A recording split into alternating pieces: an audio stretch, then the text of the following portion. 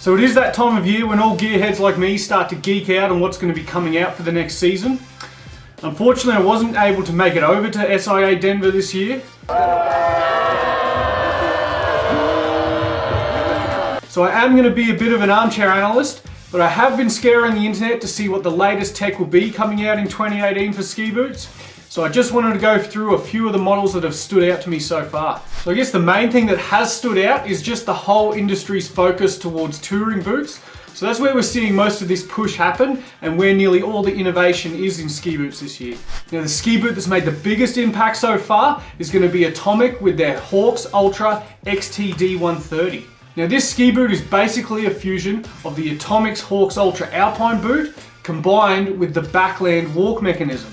And with this fusion, they have focused a bit more towards the touring side of things, but it is going to be a performance touring boot. Like many of the other boot offerings this year, it is made from acrylamide plastic, which is going to be nice and light, but still have good power.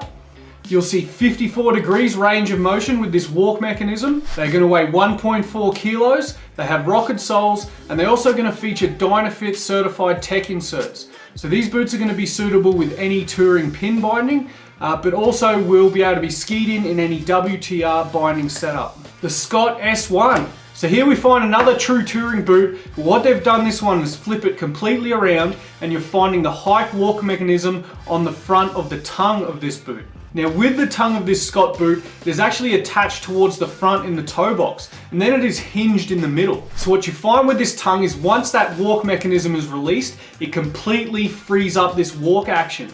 And then the cuff on the back is actually secured back to the front of this boot with the cabled buckles. So true innovation on this one. Now Dalbello have come in this year by expanding their boot line. What we find here is the latest iteration of the Lupo.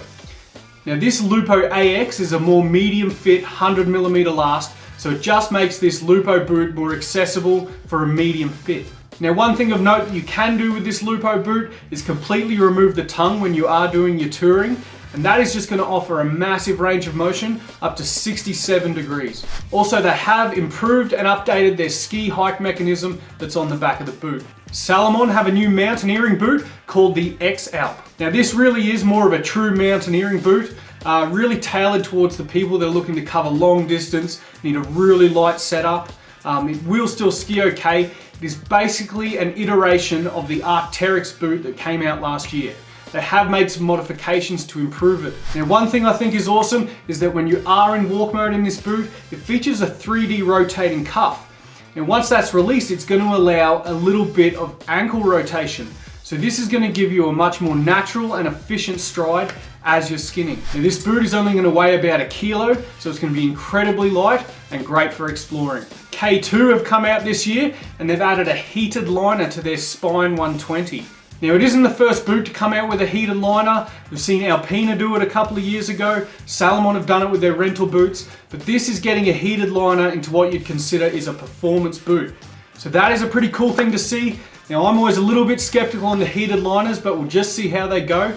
You've really got to improve the breathability and wicking capability if you don't want your feet to be standing in puddles of water. But if you do get the fit completely right with it and the rest dialed in, it's a feature that you can just turn on them extremely cold ski days, and it could be really awesome. So Nordica is also joining the party with a new boot they call the Strider.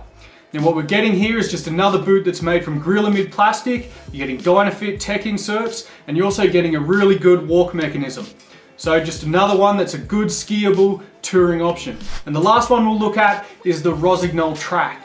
So this one's pretty exciting, could really be a game changer for all those people with wide feet that do want to get into this type of skiing. And the reason I'm stoked on that is not only do we have a genuinely wide fitting touring boot, but it also throws another boot back in the mix with a 104mm last.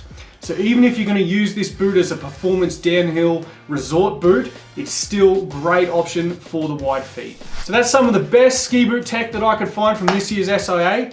I can't wait till these boots start arriving so I can start delving into them, testing out the tech and doing some reviews on these boots. Now, if there's anything that you've seen that you think I've missed, let me know in the comments section and I'll gladly follow it up. In the meantime, stay rad, be a patriot, get excited. Signing out.